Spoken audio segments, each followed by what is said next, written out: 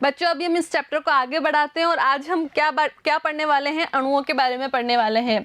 बच्चों अणु क्या होते हैं ये हमने पहले पढ़ा था कि ये भी क्या होते हैं, पदार्थ के छोटे कण होते हैं, लेकिन ये किसी रासायनिक अभिक्रिया में भाग नहीं लेते हैं। ठीक है, अणु क्या होते हैं जो स्वतंत्र अवस्था में पाए जाए लेकिन किसी रासायनिक अभिक्रिया में भाग नहीं ले सकते हैं, क्या कहलाते हैं, अणु कहलाते हैं।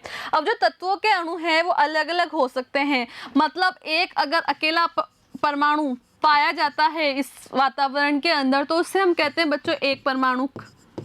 ठीक है, अगर एक परमाणु अकेला नहीं पाया जा सकता और दो परमाणु साथ साथ रहे तो क्या बना लेंगे, अणु। तो उस ऐसे अणु को बच्चों हम कहेंगे द्विपरमाणुक। ठीक है, और अगर तीन परमाणु साथ में रहे तो बच्चों हम उसको कहेंगे त्रिपरमाणुक। ठीक है, तो देखो ऑक्सीजन है, ऑक्सीजन हमेशा क्या होगी, अगर आपको वातावरण में ऑक्सीजन है वो किस रूप में रहती है बच्चों, हमेशा O2 के रूप में रहती है।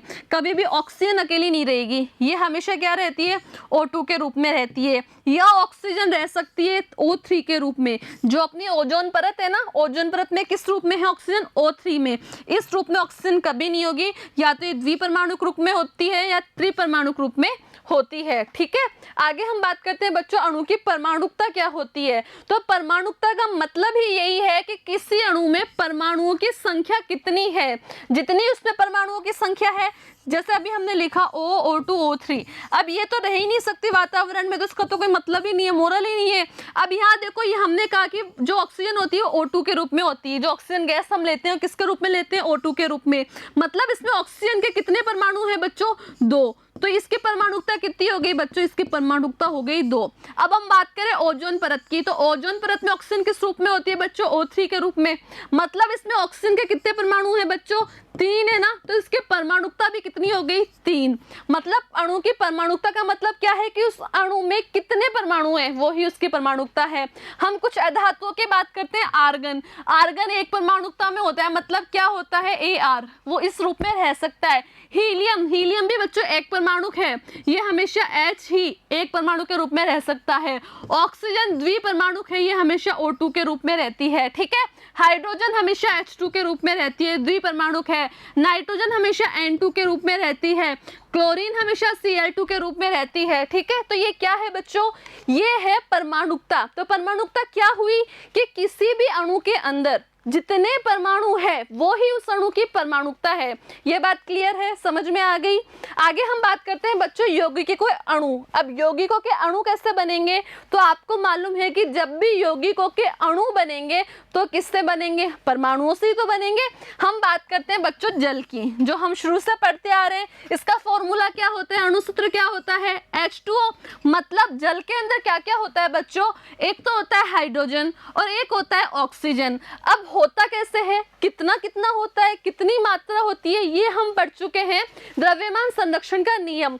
मतलब हमेशा जब भी जल का निर्माण होगा तो उसमें क्या होगा बच्चों, हाइड्रोजन और ऑक्सीजन होगा। कितना कितना होगा बच्चों, 1:8 के रूप में होगा। मतलब उसमें 1 ग्राम अगर हाइड्रोजन है तो 8 ग्राम ऑक्सीजन होगा। अगर 2 ग्राम हाइड्रोजन है तो बच्चों उसके अंदर 16 ग्राम क्या होगा, ऑक्सीजन होगा। ये हमेशा फिक्स है। ऐसे हम बात करें बच्चों अमोनिया की। अब अमोनिया के अंदर बच्चों एक तो नाइट्रोजन होता है और एक हाइड्रोजन होता है। मतलब इसका अणुसूत्र होता है अमोनिया का NH3, और नाइट्रोजन है, इसका द्रव्यमान होता है बच्चों 14, और एक हाइड्रोजन का 1 होता है, तो 3 का कितना हो गया, 3। तो जब भी आप अमोनिया बनाओगे जिसके अंदर नाइट्रोजन और हाइड्रोजन होगा वो किस अनुपात में होगा बच्चों, 14:3 में होगा। बात क्लियर है। हम बात करें बच्चों कार्बन डाइऑक्साइड, जिसका फॉर्मूला होता है CO2। ये कार्बन है, कार्बन और ऑक्सीजन से मिलके बना है। तो कार्बन का 1 का होता है, कार्बन का क्या, 1 ऑक्सीजन का कितना होता है बच्चों, 16, 2 का कितना हो गया, 32। ठीक है, कार्बन का 1 कार्बन का कितना होता है, 12। ठीक है, तो बच्चों 1 कार्बन का द्रव्यमान है 12, ऑक्सीजन का 1 का होता है 16, 2 का कितना हो गया 32, मतलब इसका अगर अनुपात निकालोगे तो बच्चों कितना आ जाएगा, इसका तो आ जाएगा 3, इसका आ जाएगा 4 12 और इसका आ गया 8। तो हमेशा 3:8 में कार्बन और ऑक्सीजन जब भी मिलके क्या बनाएंगे, कार्बन डाइऑक्साइड, तो कितने अनुपात में मिलेंगे बच्चों, 3:8 में मिलेंगे। तो ये कुछ यौगिकों के सूत्र है। अब ये सूत्र बनते कैसे हैं इसको हम आगे वाले वीडियो में पढ़ेंगे बच्चों। इससे पहले हमें ये पता होना चाहिए कि आयन क्या होते हैं। तो हम आयन क्या होते हैं, जो धातु और अधातु होती हैं उनके अंदर क्या होता है, आवेशित कण पाए जाते हैं। जितनी भी धातु और अधातु होती हैं वो आवेशित कणों के रूप में पाई जाती है, जिन्हें आयन कहते हैं। और जो ये आयन है बच्चों, 2 प्रकार के हो सकते हैं।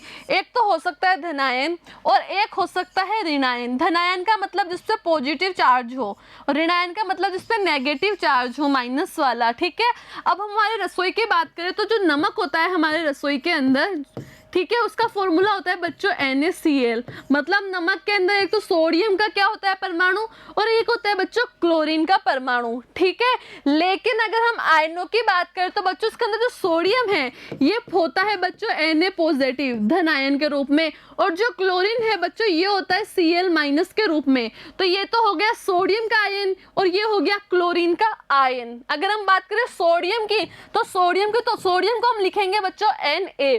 अगर हम बात करें सोडियम आयन की तो बच्चों हम उसको लिखेंगे Na+। बात समझ में आई? ठीक है, तो आयन क्या होते हैं, धातु और अधातु युक्त यौगिक हैं। जो आवेशित कण है वही क्या है, आयन है। और कितने प्रकार के होते हैं बच्चों, 2 प्रकार के, पॉजिटिव और नेगेटिव, धनायन और ऋणायन। आगे हम बात करें बच्चों संयोजकता। तो संयोजकता क्या होती है कि किसी भी तत्व की संयोजन शक्ति, मतलब वो कितने से जुड़ सकती है। ठीक है, वो ही क्या है बच्चों, उसकी संयोजकता है। जैसे ऑक्सीजन है, हाइड्रोजन है, हाइड्रोजन किसी भी एक के साथ ही जुड़ सकती है, तो इसकी संयोजकता बच्चों एक ही होगी। ठीक है, ऑक्सीजन है, ऑक्सीजन 2 के साथ में जुड़ सकती है, किसी भी 2 अन्य यौगिकों के साथ में या तत्वों के साथ में या परमाणुओं के साथ में, तो इसकी संयोजकता क्या होगी बच्चों, इसकी संयोजकता होगी 2। बात समझ में आई? तो इसके आगे का पार्ट हम नेक्स्ट वीडियो में पढ़ेंगे।